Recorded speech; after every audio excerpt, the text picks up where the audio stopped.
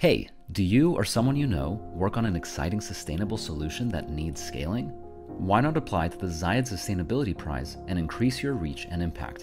The Zayed Sustainability Prize was established in 2008 as the United Arab Emirates Pioneering Global Award for recognizing organizations and high schools for their sustainable, innovative, and humanitarian solutions. How will you feel if you win the prize? Oh, very happy. Today, the prize counts 15 years of global impact, with 378 million people around the world benefiting from its winner solutions across the 5 categories of health, food, energy, water, and global high schools. Now, they're adding an exciting 6th category called climate action. This special new category aims to recognize and promote innovative solutions that address climate change and protect the planet for future generations. If you know a deserving small to medium-sized enterprise or nonprofit organization that's working to promote climate adaptation and resilience and nature-based solutions, nominate them today for the Climate Action category. We're pleased that the Zayed Sustainability Prize will be sponsoring this podcast series. To learn more about the prize, visit zayedsustainabilityprize.com and submit your application before the new extended deadline of May 23rd, 2023.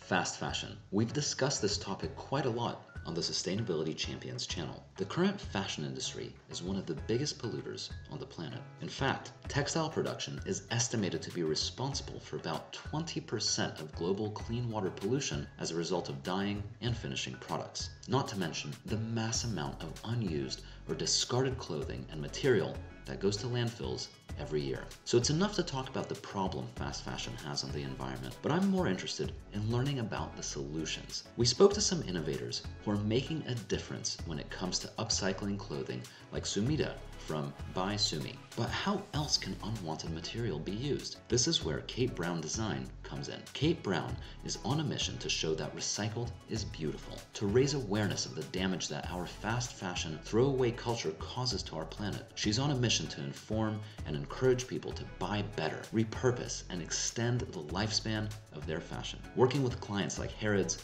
Selfridges in London, Tom Ford, to name just a few, Cate is repurposing old garments and items of clothing and turning them into luxury pillows. In this episode, I speak to Cate about the current problems of fast fashion in our environment, the benefits of upcycling textiles, and her wonderful product range. I hope you enjoy this episode as part of our featured series called Women in Sustainability.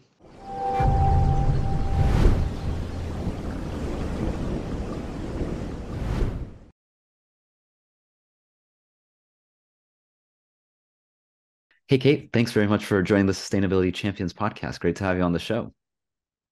Thanks for having me. I'm excited to be here.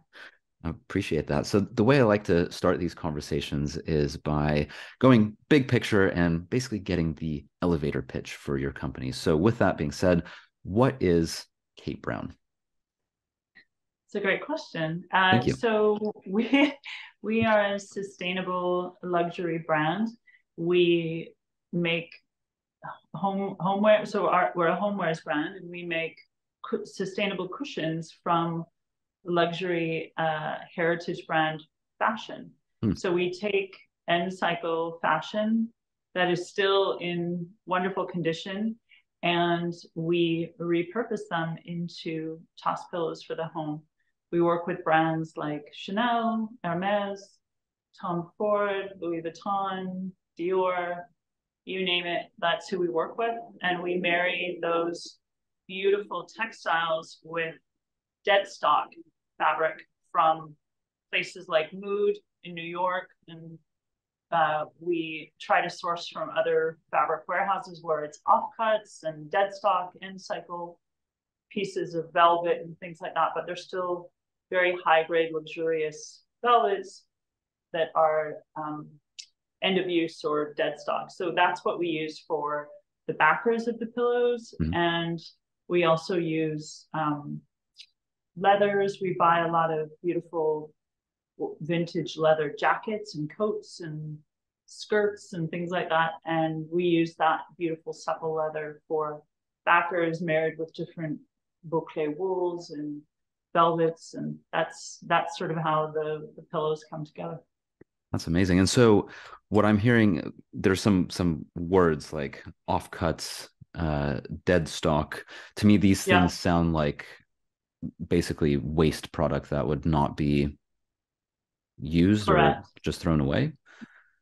Yeah, or yeah, oftentimes, I mean, there's so much fashion textile waste, which I'm sure you're well aware of, and there is so much off-cutting in the seamstress shops, in the actual locations where they're selling fabric. For example, Mood in New York, they have a section that is strictly dead stock, offcuts, remnants, those kind of things that are not. So we're not buying new velvet off the roll. We're trying to find luxurious fabrics that are soon to be exited to landfills, or not what the consumer is buying off the shelf. Yeah, and what and I've heard of the amount of waste in textiles, but I don't actually have the numbers. I don't know. Do you have any figures in terms of like what kind of waste happens in the textile and The number one textile waste is fashion. And I know that I think I read very recently the number is now up to, well, I know they're the number two, fashion is the number two polluter in Mhm. terms of, I mean, it's only behind oil and gas, which I think a lot of people don't realize. And I think it's 1 billion tons of textile waste go to the landfill. There was something I read the other day that was every 2 seconds, a massive dumpster truck sized truck is going to the landfill full of garment textile waste That's in the insane. world. Yeah, it went that one really, I think it puts it, when you talk in billions and it sounds overwhelming. And then, but when you break it down to something that your mind can sort of understand, and you think about, a big truck every 2 seconds going to a landfill and dumping fashion textile waste, it sort of hit me in the gut, like, wow, we're apparently throwing away as much as we're buying every year Is that in right? textile garment fashion textile waste. We buy as much as we throw away every single year. So does that mean like if I'm buying jeans, for every pair of jeans I buy, I also throw away a pair of jeans? Correct. That's crazy. And so Yeah, so average consumer, that's what the numbers say. We're I mean, fast fashion has created a throwaway culture. There's no way around it. That's a very true statement. right. And you think about the longevity of a piece of furniture, back in our parents' day. I know my mom has beautiful suits that she's had for years and years and years, and the life cycle of a garment was very long. The life cycle of a garment now is 18 months to 2 years before it's in a landfill. And that's I mean, that's probably, very different. That's very different. It's yeah. a very different culture. And 18 months to 2 years is probably could be on the higher end for some Yeah. people and Oh for yeah. some Yeah. pieces. If you look at H&M and places like that, the life cycle is shorter. Yeah. But they take an average when they do those numbers, and 18 months to 2 years is still, think about it. If you're walking into a store and buying something, in your mind, if you think in 18 months that is going to be in a landfill, that's a scary thought. And we import a lot of textile waste, but a lot of countries now don't want it. They don't want our textile waste. We really don't know what to do with it. So Mm. there's a huge problem around what to do with textile waste. And fashion is the number one textile waste.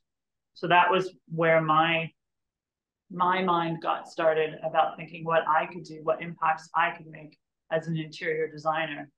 I grew up in a home with an environmentalist on one side and a fashion on the other. So you can see that I came upon it quite organically. And I really just started looking in my own closet and seeing what I had that I don't wear, and started deconstructing and taking garment textiles to my seamstress. And then pretty much using clients as guinea pigs for pillows to say, what do you think of this? And, throwing it on their sofa and seeing what they thought. And I was overwhelmed with the feedback I got and the number of clients that wanted to show that fashionista kind of side in their home. It was sort of like bringing your style home and being able to show that fashion style, not just in what you wear, but in your home, and feeling good about it because you're saving textiles. Absolutely. And on this point of a couple questions. So first of all, it seems to me, since you're getting offcuts, and dead stock, and you're sourcing, as you call it, heritage fashion pieces, and you're buying, leather from, I would imagine, it seems like they're vintage clothing stores, or Yeah, that's correct. So two questions. One will be about how you actually source it in that process, but I'm more curious to know first about, that means that most of your pillows are all unique, I would imagine, because you're not actually customizing the fabric that you're working with. You're basically using what's available and what you can find. Mm-hmm. True. So I'll give you an example. We are working with Selfridges in London, and one of the pillow fabrics that they fell in love with was a Jeremy Scott pink telephone fabric, which a lot of fashionistas will know that one. And sad that he's leaving Moschino. Just going to shout out that. But so they fell in love with that particular vintage textile. So we went on, a mission to find as much of it as we could, and purchased enough that we were able to make. I think we made 20. I mean, that would be an example of a large run. But you're right. Many times, if it's a Chanel, Beauclé wool that we've found in a vintage store in New York, or maybe an Upper East Side estate sale, or the Real, we may only be able to get one or a few, and then it's quite a bit shorter run. But we also, we work with Liberties in London, where we were actually designing a concept pillow, but it was made with many different, floral fashion textiles, so that it wasn't the exact same floral, and it wasn't the exact same, velvet backer, but they all had a theme and a style that worked, that could all be skewed together and priced together. So that's another way of obviously trying to have higher numbers of something that is very similar, if not the same. And Liberty has a very specific theme when it comes to their patterns. And yeah, exactly. And they're not going to want something that Selfridges or Harrods or someone else has. They have a very specific, what we were designing with them was very floral and very springy, and that was the theme of what they wanted, with beautiful metallic threading. That's cool. I mean, it's cool that you're able to, and this brings me to my next question about sourcing. It's cool that you're able to still be you're still able to customize what the pillows look like, despite the fact that you're not actually ordering, from a manufacturer. I need this color. I need it to look exactly like this. You go and actually, it sounds like you're hunting for it. So what is that process? I mean, of actually sourcing materials and salvaging things that would otherwise end up in landfill? Yeah, so I spend a lot of time, as do the people that work with me, in thrift stores in New York. We have Chris in London that sources there. We've got Kristen out in the Hamptons. She's always, going to estate sales out there and grabbing what she can.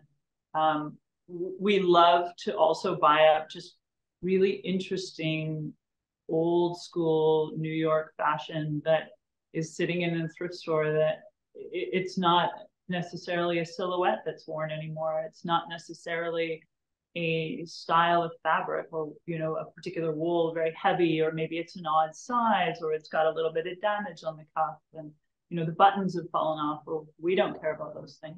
Right. So it's something that may not go to someone to wear, but it's absolutely perfect for our form and function. And that's the number one way that we find. And then we also, like everyone, we look online, and places like the Real, the Luxury Closet, places that will have a plethora of that type of garment. And they, when it is a style that's not particularly sought after or worn anymore, we can get those things for a really, a really good price. And we can then take that and recreate and reimagine them into the homewares that we want. Yeah, that's, I mean, it sounds like a lot of fun to actually go looking for it. It's like a treasure hunt. That's the perfect word for it. It is a treasure hunt, and it's so rewarding to find these incredible garments and fabrics. And our creative director, Dean Sidaway, is a sustainable fashion designer here in New York. And he's just incredible at finding the, most incredible garments with the most incredible details. And we always try to pay homage to the designer. If it's McQueen is a great example. When we buy a lot of his stuff, we really are dedicated to the patterning that he does. Sorry, New York, lots of sirens. The patterning that he does is spectacular. And we really try to recreate those patterns on the pillows, and almost sometimes take it one step further, get inside the head of Alexander McQueen and think, how would he do this if he was creating a pillow? What accents, what metallic, accents or leathers would we bring in to really make this cool? And that's one of my questions as well. We've talked about how you source, but now the actual process of creating, and you're touching on it here in terms of, I mean, as you said, this is sustainable luxury that we're talking about here. So, I mean, with any design, there's a lot of thought that goes into it, but with something like this, where each piece, in theory, can be completely different. If you find something, just a small piece of fabric, that might only be one pillow, but it might be special enough that it's worth doing, and you could have several of those. So I would imagine a lot of thought and time goes into each piece to make it special. And like you're saying, paying homage to these very well-known, very high-end brands. So what is the actual design process that goes into, you find a fabric, and you started talking about it now, and you want to make sure that not only are you paying homage, but it's something that you think your clients will like, and something that perhaps also demonstrates that it's sustainable. I mean, what are some of the things that you really think about? Yeah, so we really try to find pieces that we feel are iconic. For example, let's take Chanel. We will take the details of the jacket, the chain link detail that's on the inside of the hem. We'll use that to adorn the pillow. Obviously, Chanel buttons are gorgeous, so we'll use the buttons, and we'll design the pillow to really accentuate the details of the garment. And we try to celebrate what that garment was, its history, its beauty. Where did it go? Who did it rub shoulders with? What parties did it go to in London or in the Upper East Side? Some of these jackets probably have, a more interesting life than us put together, where it's been and who wore it. So we always pay respect to that when we're doing our designs. And we will oftentimes just lay the garments out on our big work table and put the different offcuts and leather. And sometimes we're mixing, we'll bring in a Gucci and put it with an Armani, and, oh, well, that Gucci leather works so well with this Armani metallic, so we end up redrawing and deconstructing those two garments together to make that an interesting duo pillow, if you will. So we really try to marry the fabrics with other textiles that really bring out the details of the original one. I mean, that process the whole thing sounds like a lot of fun. It sounds like a big creative project, and yeah, you go and source things, and you're doing a treasure hunt, then you put it all together, dump it all out on a big table, and start thinking. Well, I even find when Dean always excuse me, Dean always bugs me that I'm on the subway and I'm like nudging him, pointing to a wool jacket that's got houndstooth patterning and metallic threading, and I'm like, oh, that would make a great pillow. I'm always eyeing up textiles, always. Have you ever gone up to someone and say, "Excuse me, are you gonna still use that jacket?" Because Yeah, do I have to admit that? Usually I do know them, okay, or I'll get the stay out of my closet. Yeah, I do, and I have so many friends here in New York that will go, okay, I'm not going to wear this suit anymore. It's a mess. I'm going to donate it to the cause. So yeah, I'll definitely, I definitely, there are some closets here in New York that I would love to raid. and they're not gonna invite you anytime soon, I imagine. Yeah, 'Cause they lock their closet doors. right. That's very cool. So on the point of the stories, because you're right. I mean, some of these pieces might have fascinating stories. And do you include any of the story about the process of making some of the pieces anywhere on the tag, or somehow yeah. Yeah, that's a great question. We do.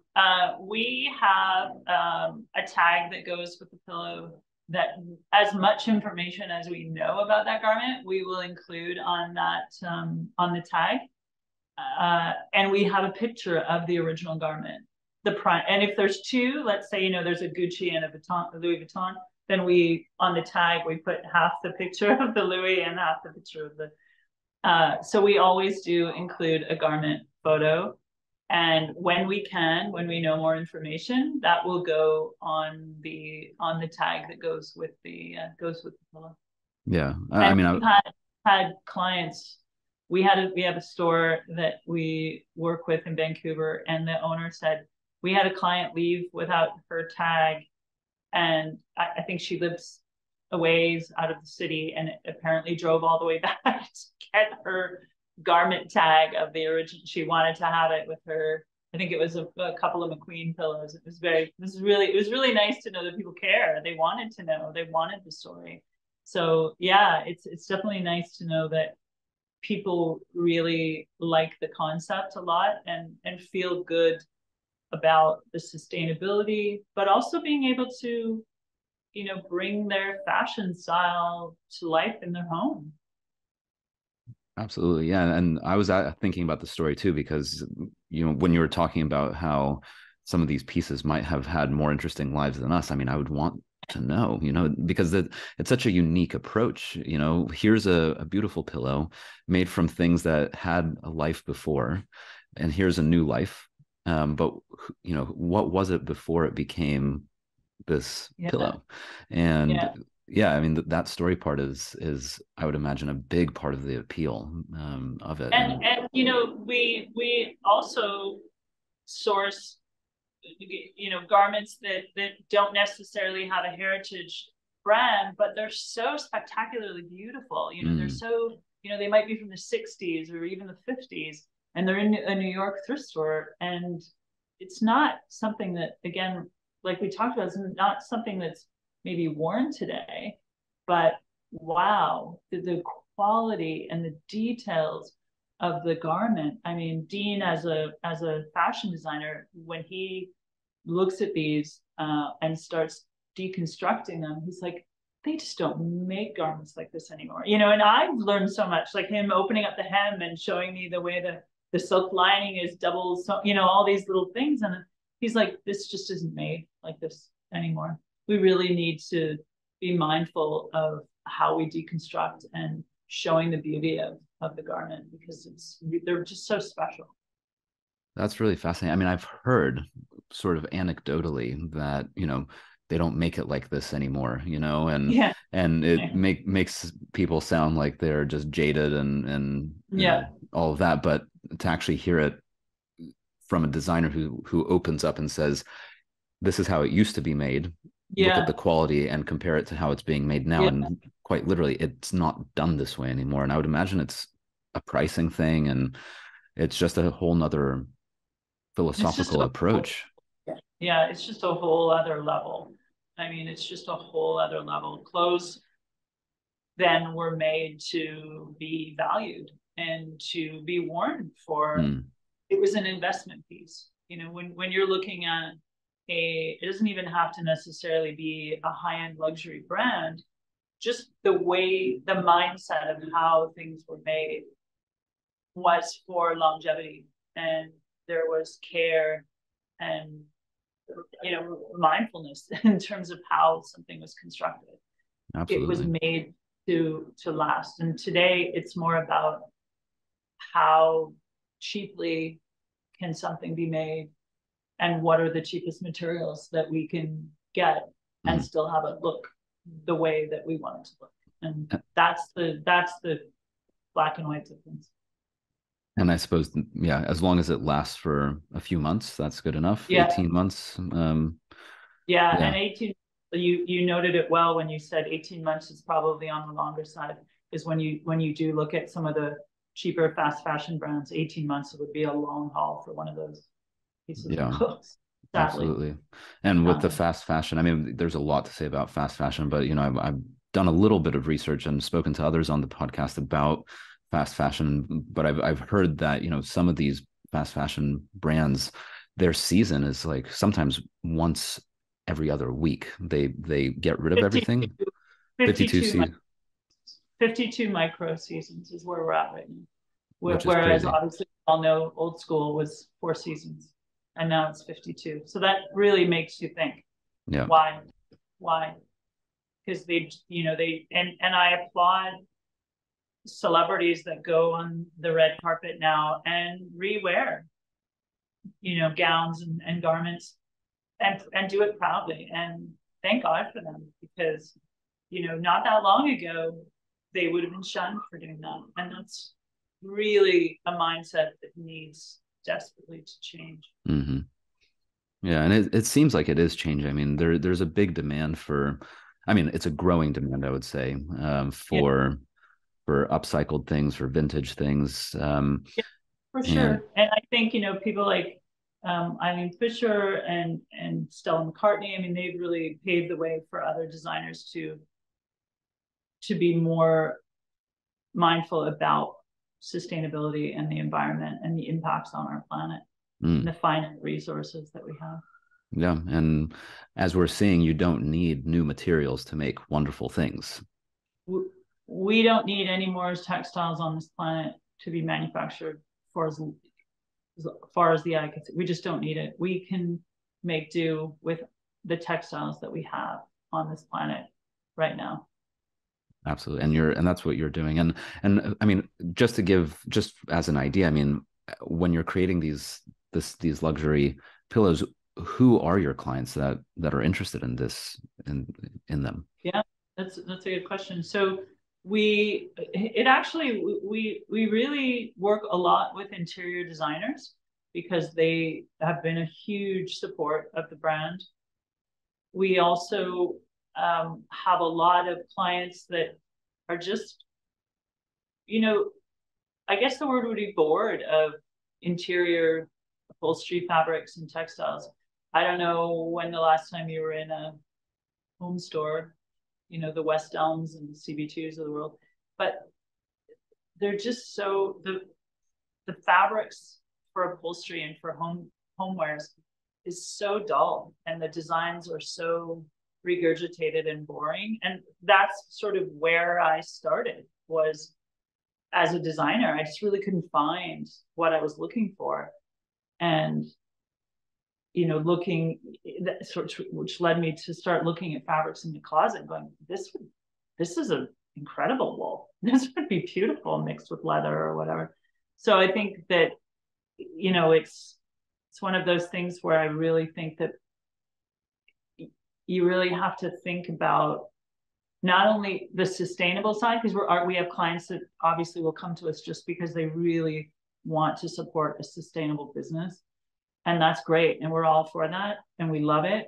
And then we have clients, I'll be honest, that aren't as interested in the sustainable side, but will be, I'm a Chanel girl. I want Chanel pillows. What have you got?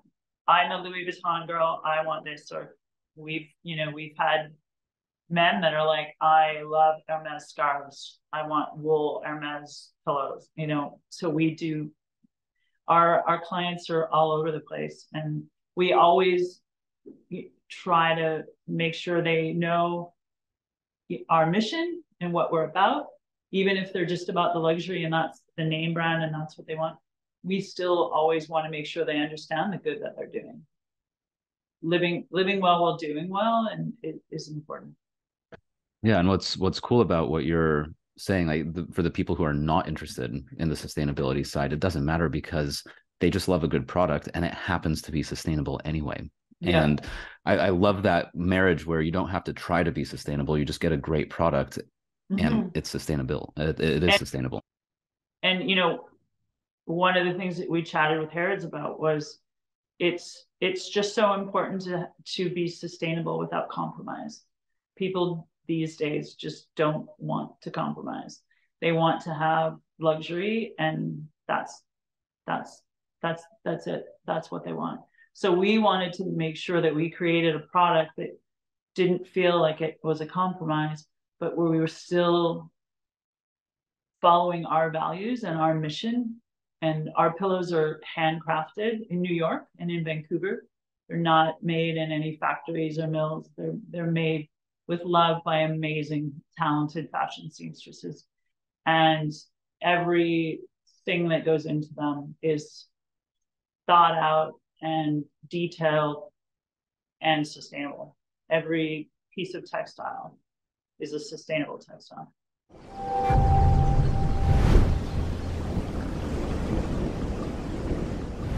So what's next for Cate Brown and the as you continue to grow and expand and treasure hunt and create new things? So we're just rolling out. We're just sort of trying out the handbags and tote bags and things of that nature, and getting into outdoor materials. So we're getting into repurposing outdoor coats like wool, say example, a wool Burberry jacket or raincoat. I mean, those are so iconic and fun and cool. They can go outside. So we're looking at, you know, outdoor pillows with things like that, outdoor poofs. And like I said, handbags and totes and things like that, because again, we have so much leather waste. It's incredible when you go into a thrift store, how many leather coats are in thrift stores. You could buy up hundreds. So we're always trying to think about how we can use these leathers in our products.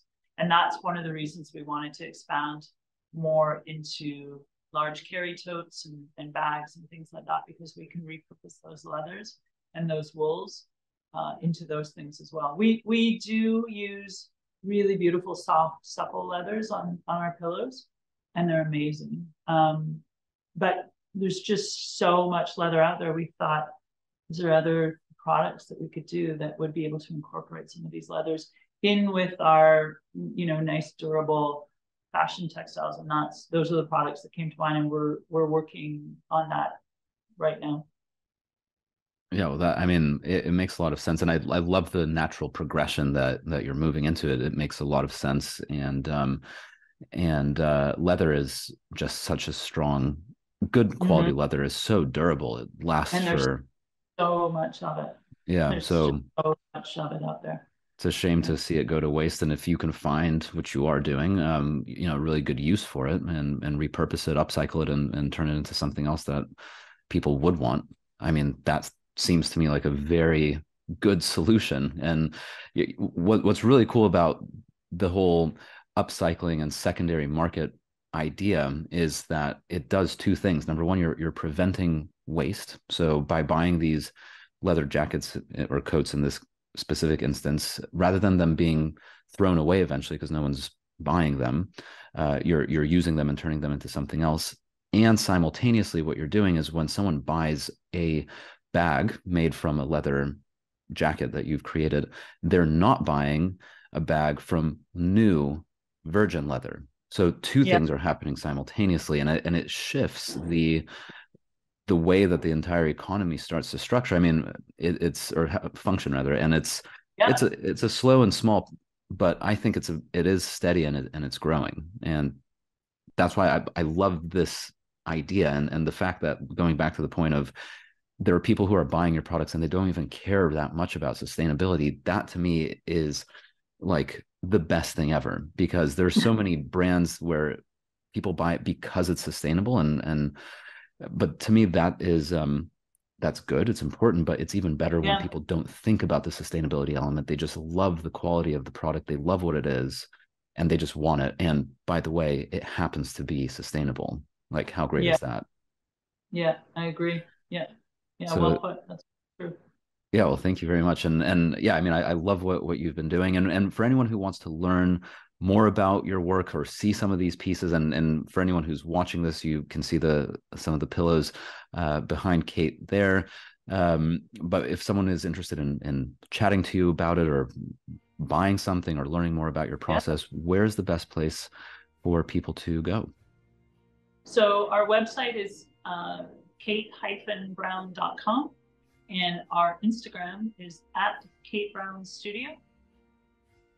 And those are probably the best places to have a look. And anyone that wants to absolutely reach out to us on Instagram or through our email on our website, we're always happy to chat with people. And we collaborate with artists. We did a beautiful artist collaboration with New York Cares and with local New York artists. And it was so much fun, and it's on our website. It was really rewarding and a lot of fun. That's great. And if you have a closet, for anyone who's listening, if you have a closet full of stuff you don't know what to do with, you know where to go. Exactly. Well, Cate, thank you so much for your time and for sharing this. As I was saying, I really love the work that you're doing, and I really love that you're turning it into something that people want, aside from the fact that it's sustainable, because that, in my opinion, is really the best way to make an impact. So thank you for your time and for sharing your story. It's wonderful to hear. Oh, thank you so much for having me. I really enjoyed it.